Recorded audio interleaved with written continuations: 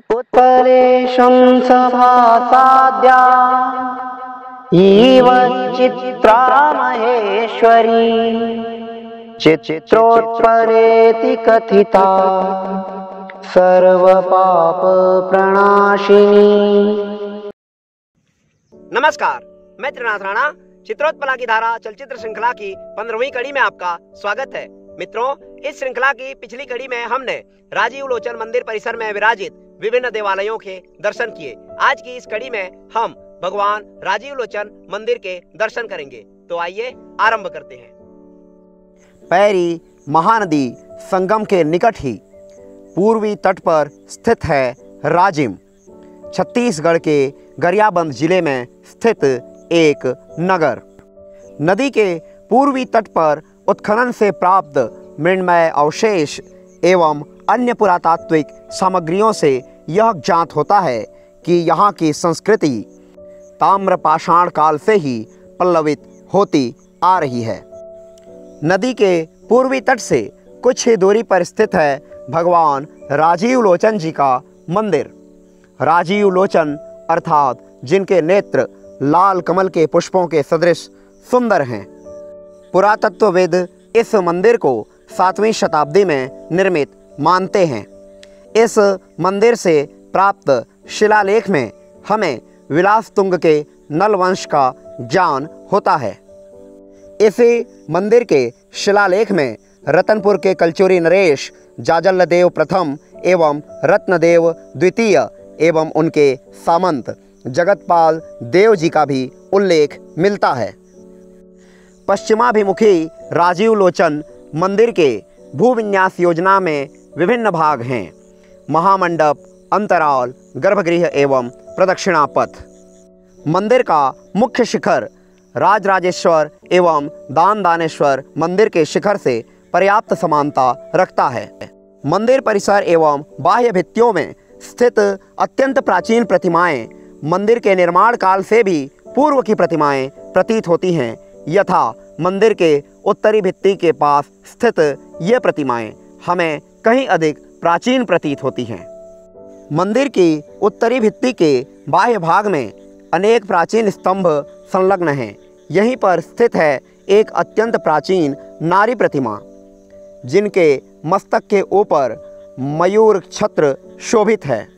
इन्हें देखने पर यह प्रतीत होता है जैसे ये किसी मंदिर के विशिष्ट भाग के रूप में कभी अलंकृत रही हों। वर्तमान में इस स्थान पर अवस्थित हैं। इसी के निकट हम देखते हैं भगवान विष्णु के वराह अवतार का अंकन। भगवान वराह पृथ्वी देवी का उद्धार करते हुए। मंदिर का महामंडप आयताकार है, जिसमें प्रवेश करने हेतु उत्तर एवं दक्षिण दोनों ओर 2 द्वार बने हुए हैं। सर्वप्रथम उत्तरी प्रवेश द्वार का अवलोकन करते हैं। प्रस्तर निर्मित यह प्रवेश द्वार अत्यंत सुंदर एवं सूक्ष्म लतावल्लरियों से सुसज्जित है। द्वार शाखा की लतावल्लरियां कोर पर उनवृत्ताकार मुड़ी हुई हैं। दोनों ओर से ये लतावल्लरियां एक कलशनुमा संरचना से निकलती हुई दिखाई देती हैं। द्वार शाखा का भीतरी भाग भी अत्यंत सुंदर पुष्पों से सुसज्जित है। इनके ऊपर अत्यंत सुंदर देवाकृतियां हमें दिखाई पड़ती हैं, जो अत्यंत अलंकृत लतावल्लरियों से अवलंबित हैं। इनकी विभिन्न मुद्राएं हमें विस्मित करती हैं। द्वार शाखा का दूसरा भाग भी इसी प्रकार सुंदर पुष्पों एवं लतावल्लरियों से अलंकृत है, जिनमें अनेक प्रकार के देव देवांगनाएं विभिन्न मुद्राओं में अवलंबित हैं। निश्चय ही ये मुद्राएं हमें विस्मित करने वाली हैं। महामंडप में प्रवेश करने के उपरांत उत्तरी भित्ति की प्रथम प्रतिमा हमें एक धनुर्धर के रूप में देखने को मिलती है। प्रतिमा के एक हस्त में धनुष, कटी पर कटार एवं स्कंध में तुणीर सुशोभित है। उत्तरी प्रवेश द्वार एवं प्रदक्षिणा पथ के प्रवेश द्वार के मध्य जो प्रतिमा हमें दृष्टिगोचर होती है, वह एक नारी प्रतिमा है, जैसा कि हम देख सकते हैं। प्रतिमा के विभिन्न भागों को सुंदर ढंग से बनाया गया है। तृतीय भित्ति स्तंभ पर जो प्रतिमा हमें दृष्टिगोचर होती है, कुछ लोग इसे माता सीता की प्रतिमा मानते हैं। वृक्ष के नीचे खड़ी मुद्रा में यह प्रतिमा, वृक्ष पर एक वानर का अंकन है, साथ में शुक का भी अंकन किया गया है। पुरातत्वविद इस प्रतिमा को सीता की प्रतिमा नहीं मानते, वे इसे किसी नायिका के रूप में अभिहित करते हैं। अब हम चतुर्थ भित्ति स्तंभ की ओर बढ़ते हैं, जहां नीचे हमें मकर का अंकन मिलता है। मकर के ऊपर जो देवी खड़ी हैं, हम अनुमान लगा सकते हैं कि ये नदी देवी मकरवाहिनी गंगा हैं, जिनके मस्तक पर मयूर छत्र सुशोभित है। नीचे से देखने पर प्रतिमा अत्यंत सुंदर ढंग से अलंकृत की गई है एवं इनके वस्त्र विन्यास व आभूषण भी अत्यंत सुंदर हैं। इनके पार्श्व में स्थित भित्ति स्तंभ पर भगवान विष्णु के नृसिंहावतार का अंकन है। भगवान नृसिंह असुर को पददलित करते हुए हिरण्यकश्यप को अपनी जंघा पर अवस्थित किए हुए उनके पेट को चीरते हुए हमें यहाँ देखने को मिलते हैं। यह केवल एक साधारण स्तंभ नहीं, अपितु भगवान नृसिंह के शौर्यपूर्ण मुद्रा को प्रदर्शित करती हुई शिल्पकार के शिल्पकला का अद्भुत प्रतिबिंब है। इनके पार्श्व में ही एक अन्य स्तंभ पर एक पुरुष प्रतिमा प्रदर्शित की गई है। पुरातत्वविद इन्हें पुरुष परिचारक की प्रतिमा कहते हैं। भित्ति स्तंभों के अतिरिक्त महामंडप में अनेक सुंदर स्वतंत्र अलंकृत स्तंभ भी हैं, जिनका अलंकरण नेत्रों को सहज ही बांधने वाला है। उत्तरी प्रवेश द्वार व उत्तरी भित्ति की भांति आइए अब दक्षिणी प्रवेश द्वार एवं दक्षिणी भित्ति का भी इसी प्रकार क्रमबद्ध अवलोकन आरंभ करते हैं। उत्तरी प्रवेश द्वार की भांति ही दक्षिणी प्रवेश द्वार भी अत्यंत सुंदर लता वल्लरियों से अलंकृत है, जिनमें देव व अन्य जीव जंतुओं की प्रतिमाएं भी संलग्न हैं। इस प्रवेश द्वार पर देव देवांगनाओं को वाद्य बजाते हुए, झूले झूलते हुए व अन्य विभिन्न प्रकार की मुद्राओं में प्रदर्शित किया गया है। शुक संग क्रीड़ा करते हुए एक देवाकृति, उनके ऊपर लता पर अवलंबित एक देवाकृति व ऊपर हम देख सकते हैं मुरली वादक की आकृति। उत्तरी भित्ति की भांति दक्षिणी भित्ति की प्रथम प्रतिमा भी हमें एक धनुर्धर के रूप में प्राप्त होती है, जिनका अलंकरण अत्यंत मनमोहक है। इनके भी एक हाथ में धनुष है व इनका स्कंध भी तुणीर से सुसज्जित है। वक्ष पर अलंकृत कवच, स्कंध पर यज्ञोपवीत एवं मस्तक पर अलंकृत मुकुट धारण किए हुए ये सुशोभित हो रहे हैं। मुख के भाग क्षरित अवश्य हैं, परंतु तुणीर में तीर, ग्रीवा पर कंठहार एवं कटिभाग पर एक कटार सुशोभित है। इनके पार्श्व में आदिशक्ति जगत जननी भगवती माँ दुर्गा की एक अत्यंत सुंदर प्रतिमा हमें दृष्टिगोचर होती है। हम सिंह की आकृति देख सकते हैं, जिन पर आरूढ़ हैं भगवती दुर्गा। वस्त्रावेष्टित होने के कारण हम प्रतिमा की मूल कलाकृति तो देख नहीं सकते, परंतु पूर्व में देखी गई प्रतिमाओं के आधार पर हम इस प्रतिमा की सुंदरता का अनुमान लगा सकते हैं। इनके पार्श्व स्तंभ में सिंह भारवाहक की मुद्रा में हैं, जिनके ऊपर एक नारी प्रतिमा अंकित की गई है। इनके निकट ही एक लघुकाय पुरुष प्रतिमा भी अंकित की गई है। नारी प्रतिमा कामुक मुद्रा में प्रतीत होती हैं। इस प्रतिमा के पार्श्व में जो भित्ति स्तंभ है, उनके पद के नीचे कच्छप की आकृति है, अर्थात ये देवी प्रतिमा नदी देवी कच्छप वाहिनी यमुना है। नीचे कच्छप की आकृति, कच्छप के ऊपर कमल की आकृति व कमल के ऊपर खड़ी हैं भगवती कच्छप वाहिनी यमुना, जो सुंदर अलंकरणों से आभूषित हैं। इनके मस्तक के ऊपर मयूर छत्र सुशोभित है। अगले भित्ति स्तंभ पर हम नीचे देख सकते हैं भगवान शेषनाग की प्रतिमा।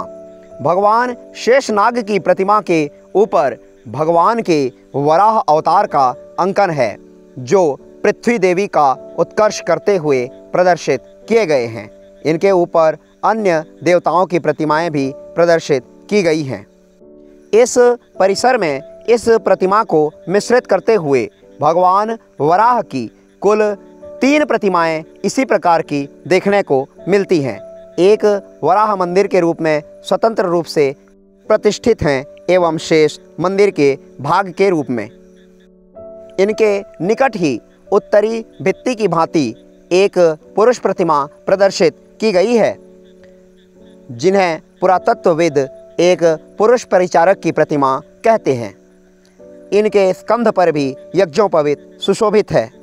मंदिर की भित्तियों पर अनेक प्राचीन शिलालेख देखने को मिलते हैं, जिनका सारांश आधुनिक देवनागरी लिपि में यहाँ प्रदर्शित किया गया है, जिससे हम मंदिर एवं इनसे जुड़े इतिहास को कुछ समझ सकते हैं।